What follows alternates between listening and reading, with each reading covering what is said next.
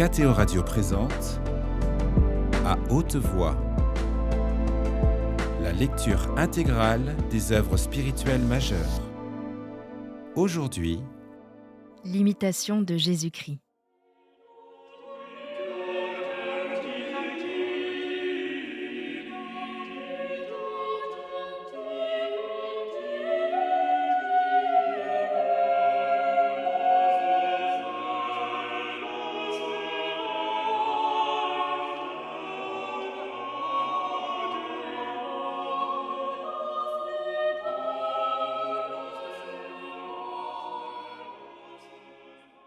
Chapitre 18. Qu'il faut souffrir avec constance les misères de cette vie, à l'exemple de Jésus-Christ. Mon fils, je suis descendu du ciel pour votre salut. Je me suis chargé de vos misères, afin de vous former, par mon exemple, à la patience, et de vous apprendre à supporter les maux de cette vie sans murmurer. Car depuis l'heure de ma naissance jusqu'à ma mort sur la croix, je n'ai jamais été sans douleur. J'ai vécu dans une extrême indigence des choses de ce monde. J'ai entendu souvent bien des plaintes sur moi. J'ai souffert avec douceur les affronts et les outrages. Je n'ai recueilli sur la terre, pour mes bienfaits, que de l'ingratitude, pour mes miracles, que des blasphèmes, pour ma doctrine, que des censures. Puisque vous avez montré, Seigneur, tant de patience durant votre vie, accomplissant par là d'une manière parfaite ce que votre Père demandait de vous, il est bien juste que moi, pauvre pécheur, je souffre patiemment ma misère selon votre volonté, et que je porte pour mon salut, aussi longtemps que vous le voudrez, le poids de cette vie corruptible. Car bien que la vie présente soit pleine de douleurs, elle devient cependant, par votre grâce, une source abondante de mérite, et votre exemple, suivi par vos saints, la rend supportable et précieuse, même aux faibles. Elle est aussi beaucoup plus remplie de consolation que dans l'ancienne loi, quand les portes du ciel étaient encore fermées, que la voie du ciel semblait plus obscure, et que si peu s'occupaient de chercher le royaume de Dieu. Les justes mêmes, à qui le salut était réservé, ne pouvaient entrer dans le royaume céleste qu'après la consommation de vos souffrances et le tribut sacré de votre mort. Oh, quelle grâce ne dois-je pas vous rendre de ce que vous avez daigné me montrer, et à tous les fidèles, la voie droite et sûre qui conduit à votre royaume éternel. Car votre vie est notre voie, et par une sainte patience, nous marchons vers vous qui êtes notre couronne. Si vous ne nous aviez précédés et instruits, qui songerait à vous suivre? Hélas, combien resterait en arrière et bien loin s'ils n'avaient sous les yeux vos sacrés exemples? Après tant de miracles et d'instructions, nous sommes encore tièdes. Que serait-ce si tant de lumière ne nous guidait sur vos traces?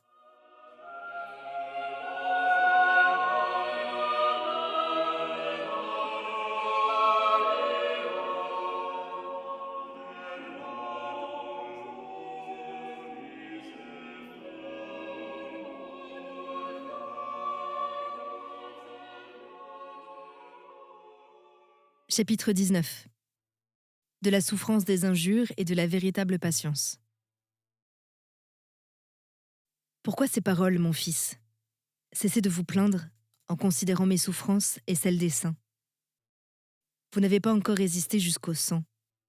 Ce que vous souffrez est peu en comparaison de ce qu'ont souffert tant d'autres, qui ont été éprouvés et exercés par de si fortes tentations, par des tribulations si pesantes. Rappelez donc à votre esprit les peines extrêmes des autres, afin d'en supporter paisiblement de plus légères. Que si elles ne vous paraissent pas légères, prenez garde que cela ne vienne de votre impatience. Cependant, grande ou petite, efforcez-vous de les souffrir patiemment. Plus vous vous disposez à souffrir, plus vous montrez de sagesse et acquérez de mérite. La ferme résolution et l'habitude de souffrir vous rendront même la souffrance moins dure. Ne dites pas « Je ne puis supporter cela d'un tel homme ». Ce sont des offenses qu'on n'endure point. Il m'a fait un très grand tort et il me reproche des choses auxquelles je n'ai jamais pensé. Mais d'un autre, je le souffrirai avec moins de peine et comme je croirais devoir le souffrir. Ce discours est insensé, car au lieu de considérer la vertu de patience et ce qui doit la couronner, c'est regarder seulement à l'injure et à la personne de qui on l'a reçue. Celui-là n'a pas la vraie patience, qui ne veut souffrir qu'autant qu'il lui plaît et de qui il lui plaît. L'homme vraiment patient n'examine point qui l'éprouve, si c'est son supérieur, son égal ou son inférieur, un homme de bien ou un méchant. Mais indifférent sur les créatures, il reçoit de la main de Dieu avec reconnaissance, et aussi souvent qu'il le veut, tout ce qui lui arrive de contraire, et l'estime un grand gain. Car Dieu ne laissera sans récompense aucune peine, même la plus légère, qu'on aura soufferte pour lui. Soyez donc prêts au combat, si vous voulez remporter la victoire. On ne peut obtenir sans combat la couronne de la patience. Et refuser de combattre, c'est refuser d'être couronné. Si vous désirez la couronne, combattez courageusement, souffrez avec patience. On ne parvient pas au repos sans travail, ni sans combat à la victoire. Seigneur, que ce qui paraît impossible à la nature me devienne possible par votre grâce. J'ai, vous le savez, peu de force pour souffrir. La moindre adversité m'abat aussitôt. Faites que j'aime, que je désire d'être exercé, affligé pour votre nom. Car subir l'injure et souffrir pour vous est très salutaire à mon âme.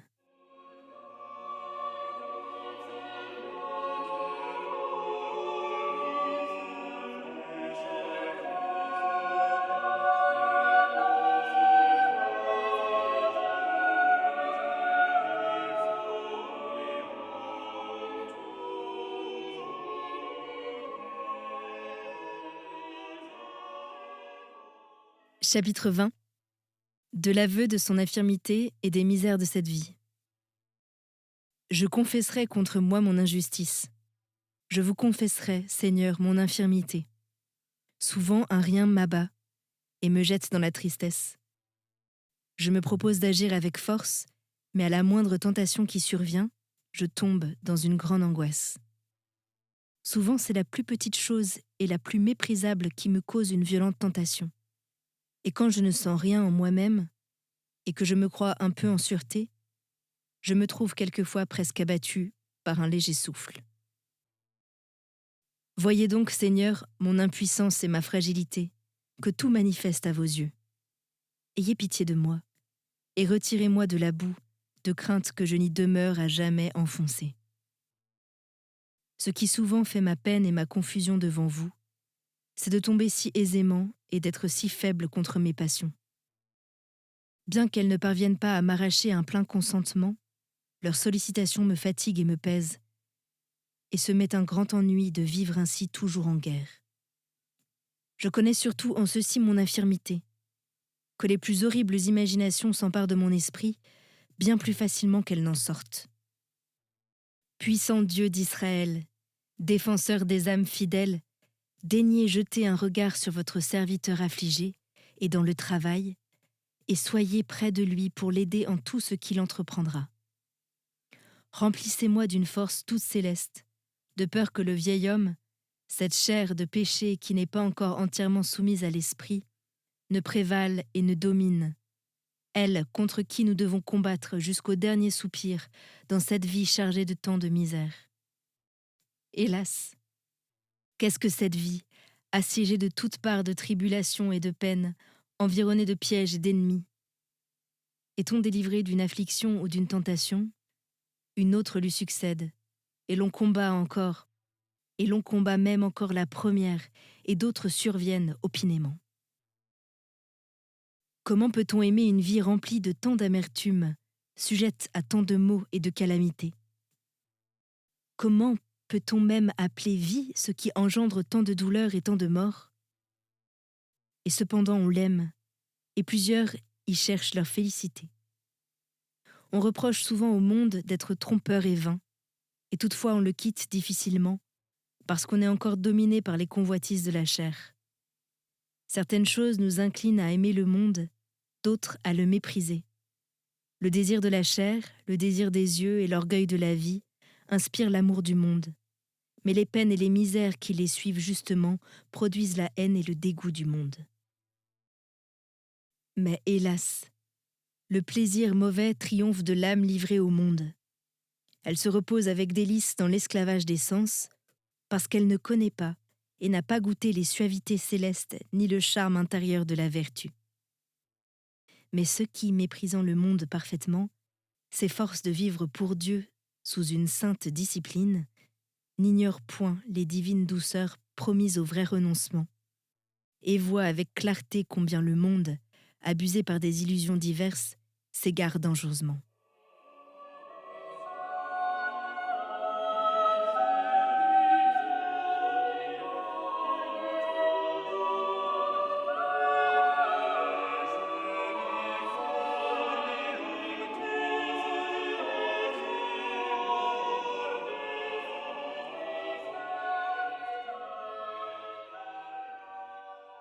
Chapitre 21.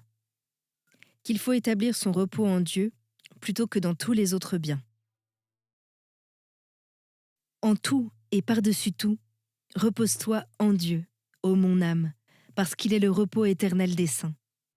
Aimable et doux Jésus, donnez-moi de me reposer en vous plus qu'en toutes les créatures, plus que dans la santé, la beauté, les honneurs et la gloire, plus que dans toute puissance et dans toute dignité, plus que dans la science, l'esprit, les richesses, les arts, plus que dans les plaisirs et la joie, la renommée et la louange, les consolations et les douceurs, l'espérance et les promesses, plus qu'en tout mérite et en tout désir, plus même que dans vos dons et toutes les récompenses que vous pouvez nous prodiguer, plus que dans l'allégresse et dans les transports que l'âme peut concevoir et sentir, plus enfin que dans les anges et les archanges, et dans toutes les armées des cieux, plus qu'en toutes les choses visibles et invisibles, plus qu'en tout ce qui n'est pas vous, ô mon Dieu.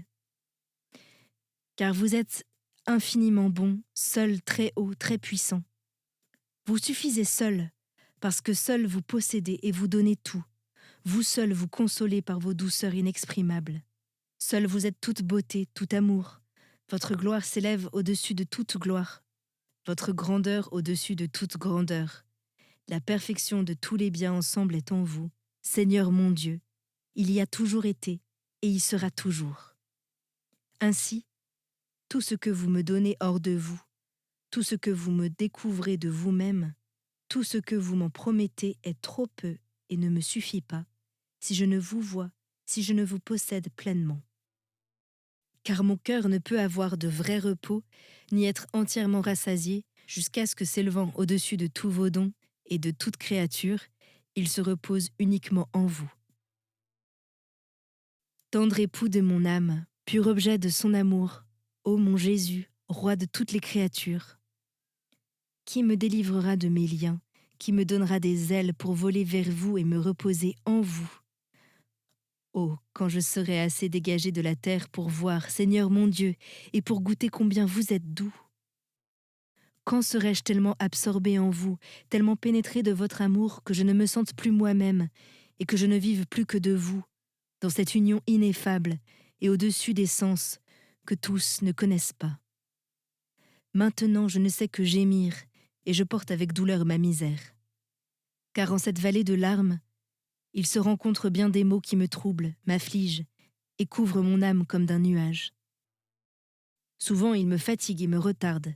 Il s'empare de moi, il m'arrête, et m'ôtant près de vous un libre accès, il me prive de ces délicieux embrassements, dont jouissent toujours et sans obstacle les célestes esprits. Soyez touchés de mes soupirs et de ma désolation sur la terre. Ô Jésus, splendeur de l'éternelle gloire, consolateur de l'âme exilée, ma bouche est muette devant vous, et mon silence vous parle. Jusqu'à quand mon Seigneur tardera-t-il de venir? Qu'il vienne à ce pauvre qui est à lui, et qu'il lui rende la joie. Qu'il étende la main pour relever un malheureux plongé dans l'angoisse. Venez, venez, car sans vous, tous les jours, toutes les heures s'écoulent dans la tristesse, parce que vous êtes seul ma joie, et que vous pouvez seul remplir le vide de mon cœur. Je suis oppressé de misère, et comme un prisonnier chargé de fer, jusqu'à ce que, me ranimant par la lumière de votre présence, vous me rendiez la liberté et jetiez sur moi un regard d'amour. Que d'autres cherchent, au lieu de vous, tout ce qu'ils voudront. Pour moi, Rien ne me plaît, ni ne me plaira jamais que vous, ô mon Dieu, mon espérance, mon salut éternel. Je ne me tairai point, je ne cesserai point de prier jusqu'à ce que votre grâce revienne et que vous me parliez intérieurement. Me voici, je viens à vous, parce que vous m'avez invoqué. Vos larmes et le désir de votre âme, le brisement de votre cœur humilié, m'ont fléchi et ramené à vous. Et j'ai dit, Seigneur, je vous ai appelé, j'ai désiré jouir de vous, prêt à rejeter pour vous tout le reste. Et c'est vous qui m'avez excité le premier à vous chercher. Soyez donc bénis, Seigneur, d'avoir usé de cette bonté envers votre serviteur, selon votre infinie miséricorde. Que peut-il vous dire encore, et que lui reste-t-il qu'à s'humilier profondément en votre présence, plein du souvenir de son néant et de son iniquité? Car il n'est rien de semblable à vous dans tout ce que le ciel et la terre renferment de plus merveilleux. Vos œuvres sont parfaites, vos jugements véritables, et l'univers est régi par votre providence. Louange donc et gloire à vous, ô sagesse du Père.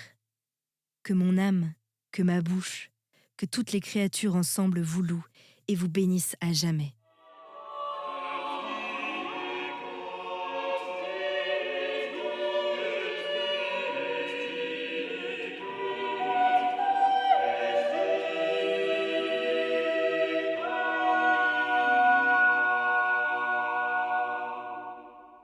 Chapitre 22. Du souvenir des bienfaits de Dieu. Seigneur, ouvrez mon cœur à votre loi et enseignez-moi à marcher dans la voie de vos commandements. Faites que je connaisse votre volonté et que je rappelle dans mon souvenir, avec un grand respect et une sérieuse attention, tous vos bienfaits, afin de vous en rendre digne action de grâce. Je sais cependant, et je confesse, que je ne puis reconnaître dignement la moindre de vos faveurs. Je suis au-dessous de tous les biens que vous m'avez accordés. Et quand je considère votre élévation infinie, mon esprit s'abîme dans votre grandeur. Tout ce que nous avons en nous, dans notre corps, dans notre âme, tout ce que nous possédons, et au-dedans et au-dehors, dans l'ordre de la grâce ou de la nature, c'est vous qui me l'avez donné. Et vos bienfaits nous rappellent sans cesse votre bonté, votre tendresse, l'immense libéralité dont vous usez envers nous, vous de qui nous viennent tous les biens.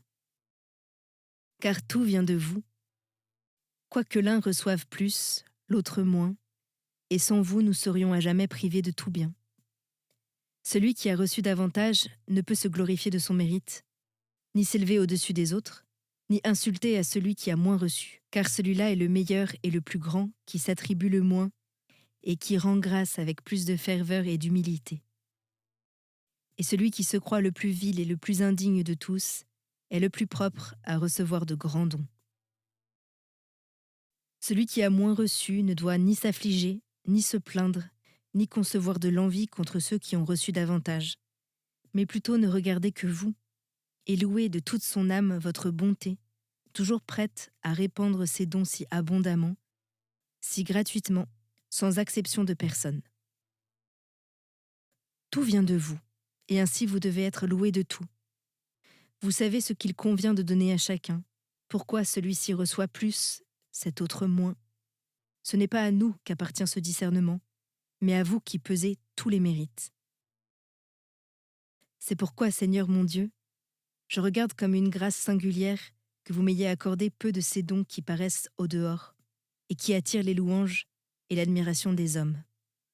Et certes, en considérant son indigence et son abjection, loin d'en être abattu, loin d'en concevoir aucune peine, aucune tristesse, on doit plutôt sentir une douce consolation, une grande joie, car vous avez choisi, mon Dieu, pour vos amis et vos serviteurs les pauvres, les humbles, ceux que le monde méprise. Tels étaient vos apôtres mêmes, que vous avez établis princes sur toute la terre.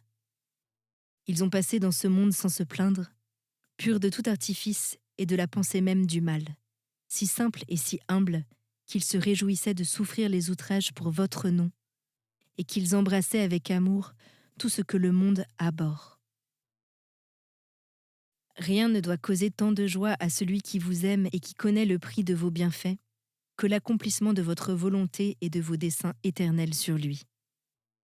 Il doit y trouver un contentement, une consolation telle qu'il consente aussi volontiers d'être le plus petit, que d'autres désirent avec ardeur être les plus grands, qu'il soit aussi tranquille, aussi satisfait dans la dernière place que dans la première, et que toujours prêt à souffrir le mépris, les rebuts, il s'estime aussi heureux d'être sans nom, sans réputation, que les autres de jouir des honneurs et des grandeurs du monde.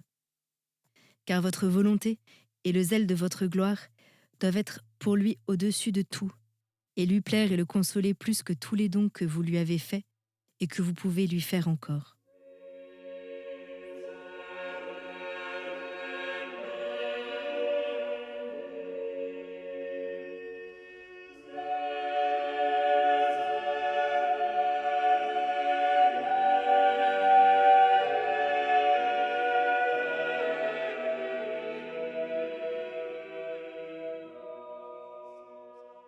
Chapitre 23. De 4 choses importantes pour conserver la paix. Mon fils, je vous enseignerai maintenant la voie de la paix et de la vraie liberté. Faites, Seigneur, ce que vous dites, car il est doux de vous entendre.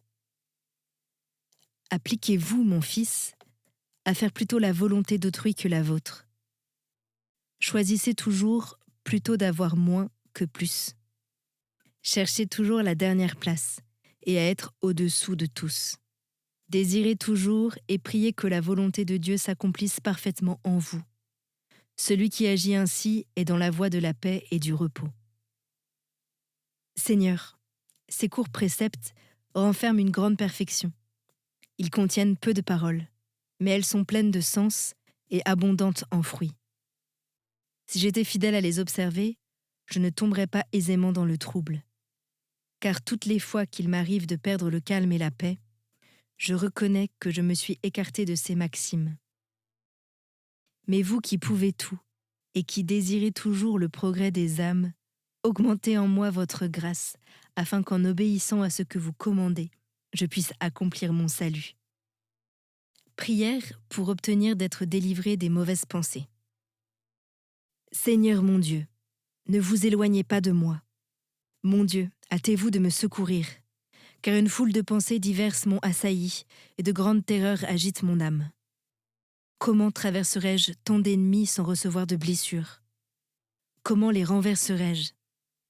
Je marcherai devant vous, dit le Seigneur, et j'abattrai les puissants de la terre. J'ouvrirai les portes de la prison et je vous montrerai les issues les plus secrètes. Faites, Seigneur, selon votre parole, et que toutes les pensées mauvaises fuient devant vous. Mon unique espérance, ma seule consolation dans les maux qui me pressent est de me réfugier vers vous, de me confier en vous et de vous invoquer du fond de mon cœur et d'attendre avec patience votre secours. Prière pour demander à Dieu la lumière. Éclairez-moi intérieurement, ô bon Jésus. Faites luire votre lumière dans mon cœur et dissipez toutes ces ténèbres. Arrêtez mon esprit qui s'égare et brisez la violence des tentations qui me pressent.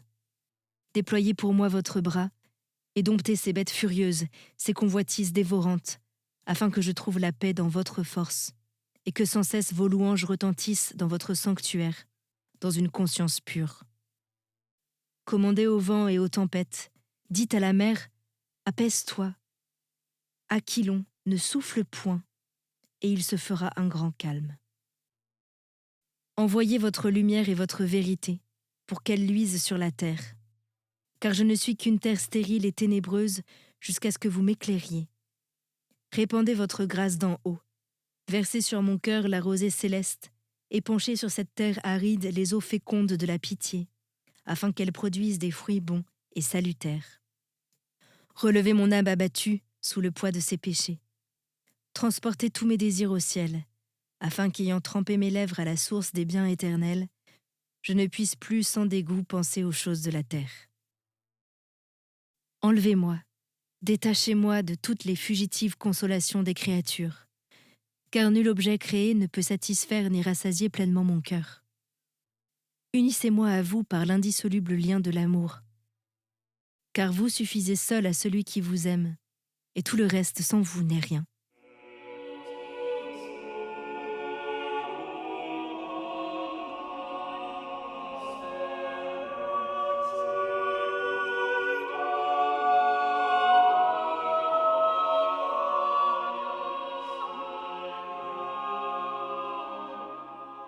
Chapitre 24. Qu'il ne faut point s'enquérir curieusement de la conduite des autres. Mon fils, réprimez en vous la curiosité, et ne vous troublez point de vaines sollicitudes. Que vous importe ceci ou cela? Suivez-moi.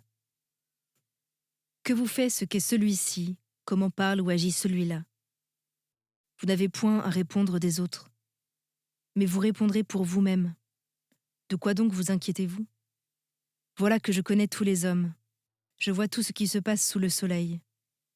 Je sais ce qu'il en est de chacun, ce qu'il pense, ce qu'il veut, et où tendent ses vues. C'est donc à moi qu'on doit tout abandonner. Pour vous, demeurez en paix, et laissez ceux qui s'agitent s'agiter tant qu'ils voudront. Tout ce qu'ils feront, tout ce qu'ils diront viendra sur eux, car ils ne peuvent me tromper. Ne poursuivez pas cette ombre qu'on appelle un grand nom. Ne désirez ni de nombreuses liaisons, ni l'amitié particulière d'aucun homme, car tout cela dissipe l'esprit et obscurcit étrangement le cœur. Je me plairais à vous faire entendre ma parole et à vous révéler mes secrets, si vous étiez, quand je viens à vous, toujours attentif et prêt à m'ouvrir la porte de votre cœur. Songez à l'avenir, veillez, priez sans cesse, et humiliez-vous en toutes choses.